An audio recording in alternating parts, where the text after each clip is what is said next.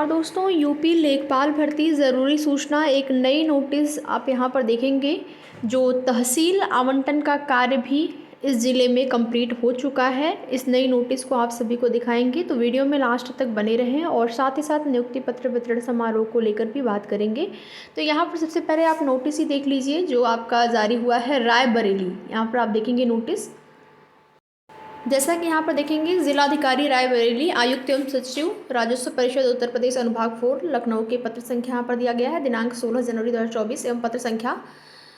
और आगे आप देखेंगे यहाँ पर 21 जनवरी 2024 के अंतर्गत उत्तर प्रदेश अधीनस्थ सेवा चयन आयोग से प्राप्त संस्तुतियों के आधार पर चयन वर्ष 17-18 और 18-19, 19-20 के लिए अधियाचित पदों के सापेक्ष नियुक्ति संबंधी कार्रवाई परिषदादेश संख्या 18-1 यानी 18 जनवरी 2024 में दिए गए मार्गदर्शी सिद्धांतों में उत्तर प्रदेश लेखपाल सेवा नियमावली 2006 यथा संशोधित एवं अद्यतन शासनादेश के आलोक में दिनांक 31-1-2024 तक पूर्ण कराए जाने के निर्देश दिए गए हैं, जिसमें कि यहाँ पर तहसील का आवंटन भी हो चुका है। रायबरेली जिले का ये आप देख पाएंगे, ये नोटिस जारी हुई है जिसमें कि नाम वगैरह सारी चीज़ दी गई है। तो नाम जो है, तो इस प्रकार से आप देखेंगे कई ऐसे ज़िले हैं जहाँ पर तहसील आवंटन का कार्य भी कंप्लीट कर लिया गया है और साथ ही साथ मेडिकल और पुलिस वेरिफिकेशन का कार्य भी प्रारंभ हो चुका है। आगे आप नोटिस में यहाँ पर देख पाएंगे जो निर्देश दिए गए हैं विशेष रूप से, वो निर्देश सभी अभ्यर्थियों के लिए है, चाहे आप किसी भी जिले के हैं या फिर कोई भी तहसील आपको आवंटित हुआ है,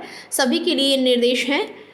जैसे भले ही आपका अभी तक तहसील आवंटन नहीं हुआ हो, लेकिन होने के बाद आपके लिए भी यही निर्देश जारी होगा। तो आप यहाँ पर देख लेंगे, आपके भी काम की चीज़ें होंगी। ज़रूरी नहीं है कि जो रायबरेली ज़िले के अभ्यर्थी हैं उन्हीं के लिए ज़रूरी है, निर्देश जो है वो सभी के लिए है। ये निर्देश दिया गया है जिसमें कि आप इसको विस्तार से पढ़ सकते हैं, क्या क्या चीज़ें हैं। आप यहाँ पर देखेंगे जो मुख्य रूप से चीज़ें हैं उसको आप एक बार देख लीजिएगा। उत्तर प्रदेश अधीनस्थ सेवा चयन आयोग लखनऊ द्वारा माननीय परिषद को लेखपाल परीक्षा के अंतिम चयन परीक्षा औपबंधिक चयनित ऐसे 40 अभ्यर्थी का भी उल्लेख किया गया है, जिनके द्वारा आयोग को स्वयं को प्रथम सूचना रिपोर्ट यानी कि मुकदमा कोर्ट केस दर्ज किए जाने की सूचना प्रदान की गई है। अर्थात पुलिस सत्यापन रिपोर्ट के आधार पर ऐसे अभ्यर्थियों के शासकीय सेवा में उपयुक्तता के संबंध में नियुक्ति प्राधिकार होने के फलस्वरूप अपने स्तर से निर्णय लेते हुए कार्रवाई करना सुनिश्चित करेंगे। आगे देखेंगे, अभ्यर्थियों को स्वास्थ्य प्रमाण पत्र के अतिरिक्त दिव्यांग श्रेणी के अंतर्गत राजस्व लेखपाल पद हेतु चयनित अभ्यर्थियों की दिव्यांग श्रेणी प्रतिशत के संबंध में आवेदन पत्र के साथ संलग्न दिव्यांगता प्रमाण पत्र का परीक्षण अनिवार्य रूप से मुख्य चिकित्सा अधिकारी द्वारा कराए जाने के उपरांत ही उप जिलाधिकारी नियुक्ति पत्र निर्गत करेंगे।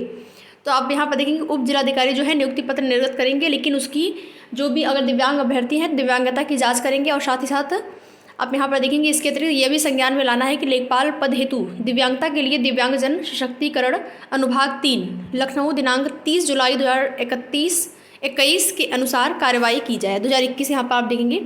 अन्य पिछड़ा वर्ग, अनुसूचित जाति, अनुसूचित जनजाति के अंतर्गत औपबंधिक रूप से चयनित अभ्यर्थियों के लिए जारी किए जाने वाले नियुक्ति आदेश में उत्तर प्रदेश शासन के कार्मिक अनुभाग 2 के शासनादेश संख्या यहाँ पर दिया गया है, आप यहाँ पर देख पाएंगे। तो उनकी यह नियुक्ति अस्थायी है और जाति प्रमाण पत्रों के उचित माध्यम से सत्यापन किए जाने की शर्त पर की जाती है। यदि सत्यापन किए जाने पर जाति प्रमाण पत्र का दावा झूठा पाया जाता है तो उनकी सेवाएं बिना कोई कारण बताए तत्काल समाप्त की जाएंगी।